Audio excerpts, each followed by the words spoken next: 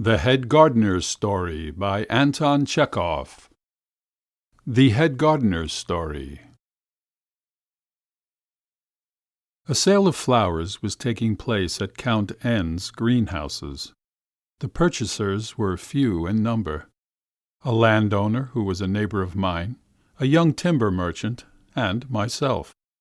While the workmen were carrying out our magnificent purchases and packing them into carts, we sat at the entry of the greenhouse and chatted about one thing or another.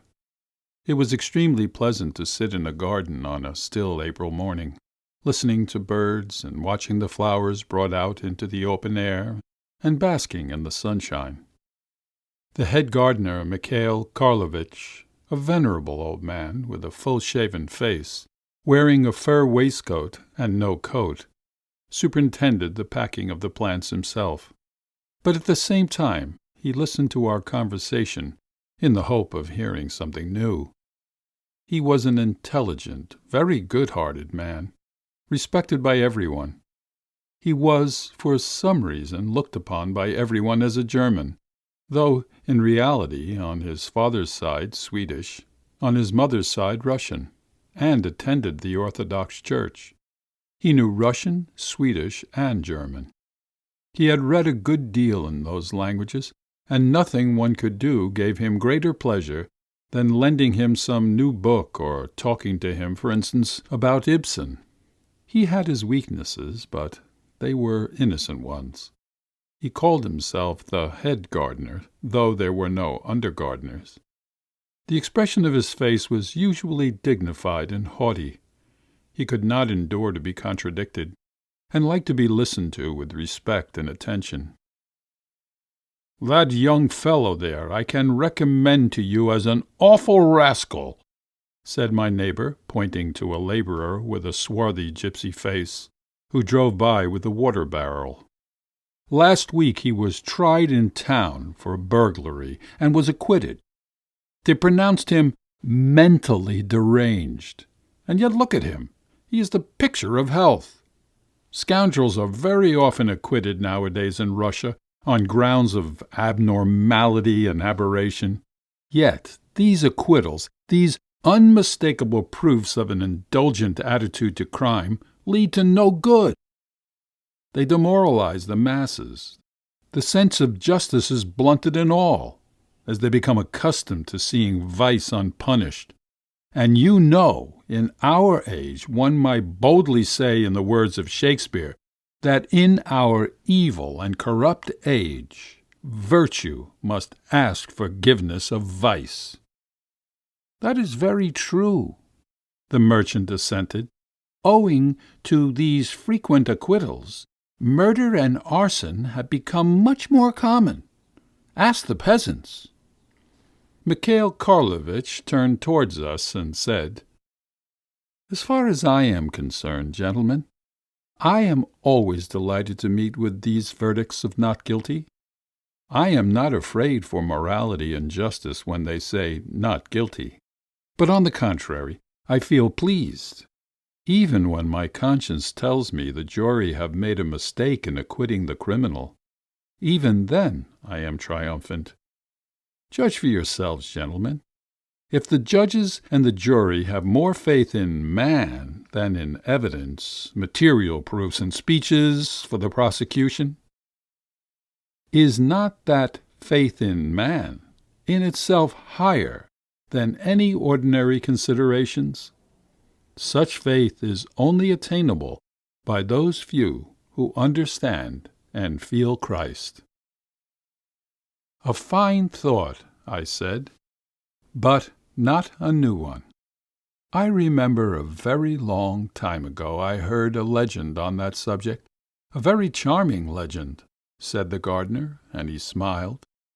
"I was told it by my grandmother, my father's mother, an excellent old lady.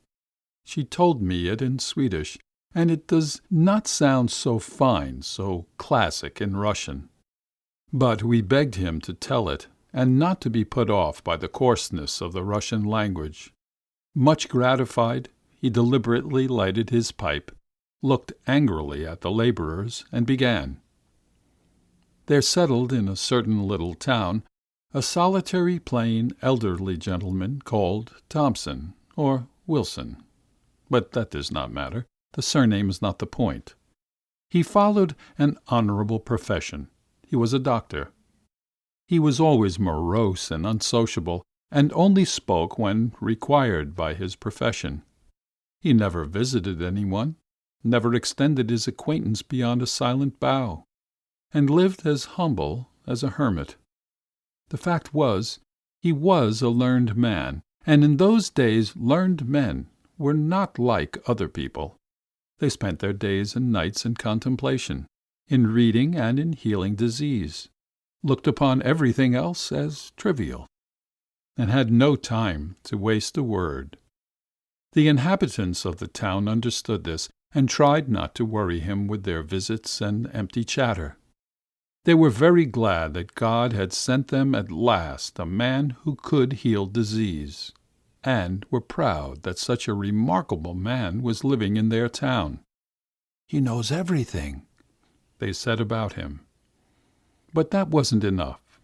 They ought to have also said, "He loves everyone." In the breast of that learned man there beat a wonderful, angelic heart. Though the people of that town were strangers and not his own people, yet he loved them like children, and did not spare himself for them. He was himself ill with consumption, and had a cough, but when he was summoned to the sick, he forgot his own illness. He did not spare himself, and, gasping for breath, climbed up the hills, however high they might be. He disregarded the sultry heat and the cold, despised thirst and hunger. He would accept no money, and, strange to say, when one of his patients died, he would follow the coffin with the relations, weeping. And soon he became so necessary to the town that the inhabitants wondered how they could have got on before, without the man. Their gratitude knew no bounds. Grown-up people and children, good and bad alike, honest men and cheats, all in fact respected him and knew his value.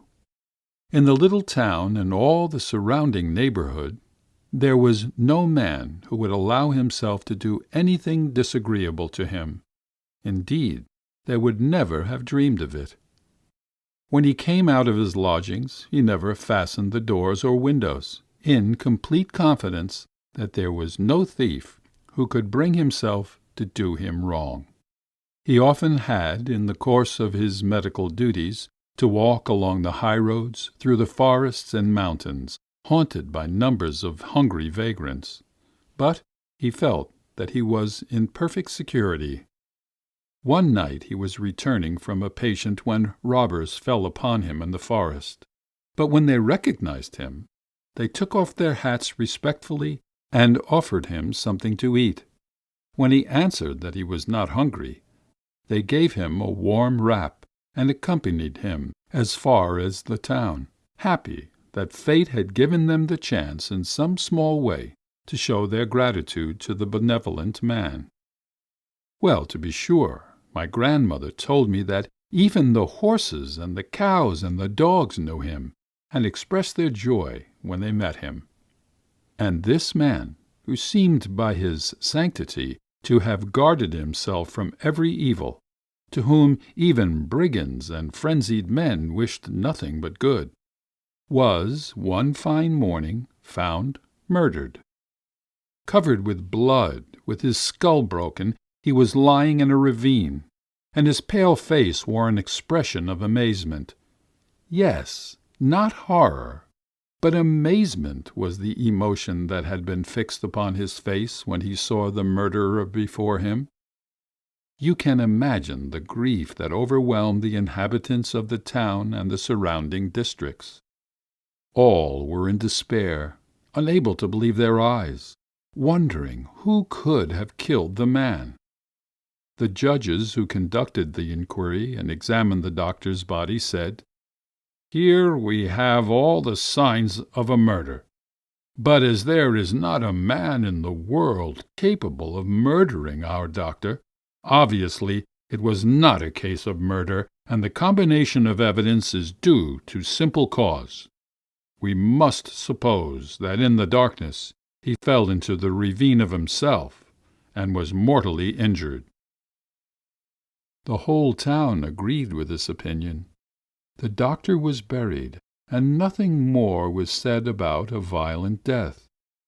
The existence of a man who could have the baseness and wickedness to kill the doctor seemed incredible. There is a limit even to wickedness, isn't there?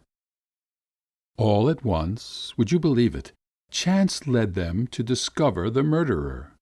A vagrant who had been many times convicted, notorious for his vicious life, was seen selling for a drink a snuff-box and watch that had belonged to the doctor. When he was questioned, he was confused, and answered with an obvious lie. A search was made, and in his bed was found a shirt with stains of blood on the sleeves, and a doctor's lancet set in gold. What more evidence was wanted? They put the criminal in prison. The inhabitants were indignant, and at the same time said, "It's incredible. It can't be so. Take care that a mistake is not made. It does not happen, you know. That evidence tells a false tale." At his trial, the murderer obstinately denied his guilt. Everything was against him, and to be convinced of his guilt was as easy as to believe that this earth is black. But the judges seemed to have gone mad. They weighed every proof 10 times, looked distrustfully at the witnesses, flushed crimson, and sipped water. The trial began early in the morning and was only finished in the evening. The chief judge said, addressing the murderer, "The court has found you guilty of murdering Dr. So-and-so, and has sentenced you to—" The chief judge meant to say, "to the death penalty," but he dropped from his hands the paper on which the sentence was written, wiped the cold sweat from his face, and cried out, "No! May God punish me if I judged wrongly, but I swear he is not guilty. I cannot admit the thought that there exists a man who would dare to murder our friend the doctor. A man could not sink so low. There cannot be such a man." The other judges assented.